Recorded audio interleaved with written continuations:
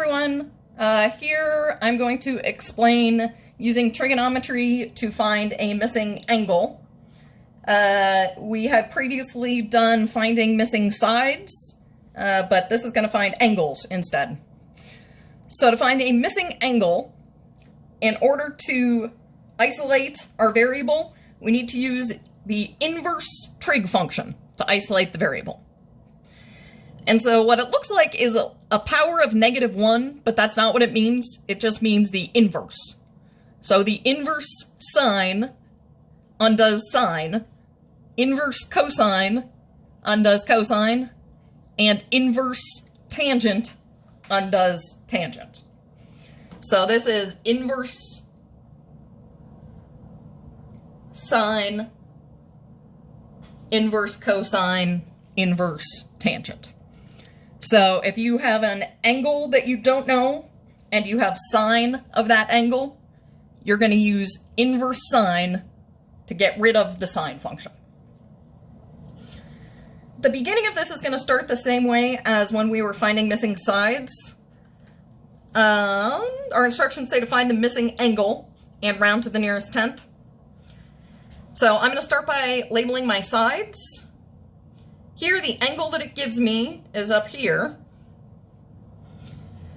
I'll start with the hypotenuse, which is always across from the right angle. So this is going to be my hypotenuse. And then our angle is formed by the hypotenuse and the adjacent side. So the other side that our angle touches is the adjacent side.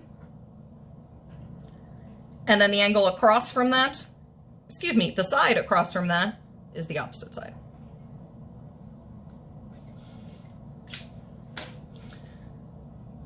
All right, so here it looks like we have some information about the adjacent side and the hypotenuse.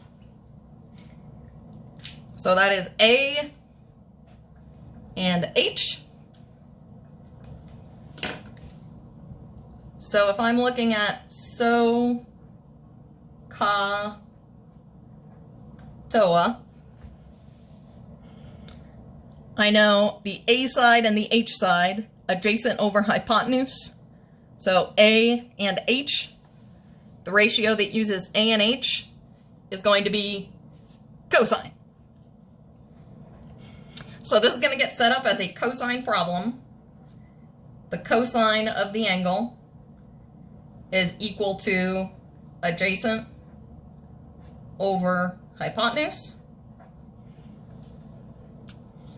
And for this, I'm plugging in the angle. And for these, I'm plugging in the sides.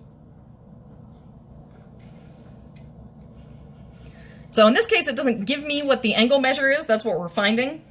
So the only thing I know about the angle is that we're calling it x. So I'll go ahead and set this up as the cosine of x is equal to, but I do know numbers for these sides. Adjacent over hypotenuse is 8 over 15.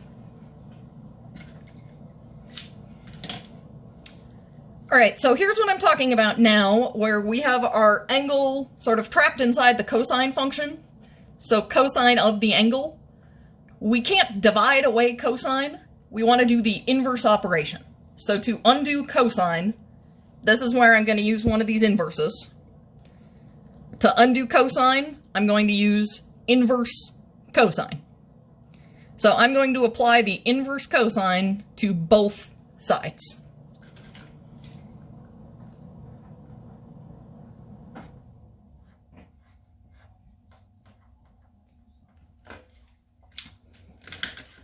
Inverse cosine and cosine undo each other and just leave x on the left.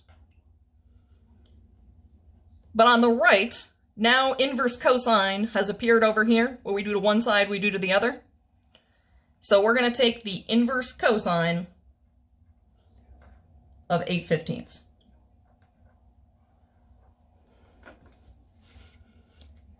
All right, now here's where we're going to go to the calculator. In order to type these inverses, on most calculators, you're going to do second and then cosine to get inverse cosine. So don't actually type the -1. You're going to do second cosine. So I'm trying to type that. Second cosine. And then that gives me the inverse cosine function there of 8 divided by 15. Close the parentheses. Oops, excuse me. And we end up with x is approximately, rounded to the nearest tenth, this would be 57.8. And we are solving for an angle, so that is degrees.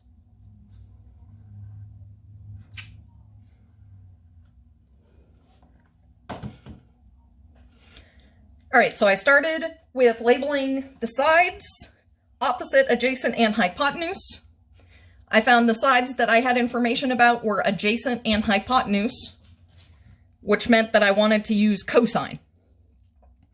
So I filled in cosine of the angle is equal to adjacent over hypotenuse. I didn't know what the angle was. I had it labeled x, so I filled x in for the angle, and then 8 and 15 in for the sides. And then to undo cosine, we're taking the inverse cosine of both sides. What you do to one side, you have to do to the other. So on the left, inverse cosine and cosine cancel out and just give you x. But we put that inverse cosine on the right side too, and that one is still there. That didn't cancel out. And then this went in my calculator, and we didn't actually type this -1.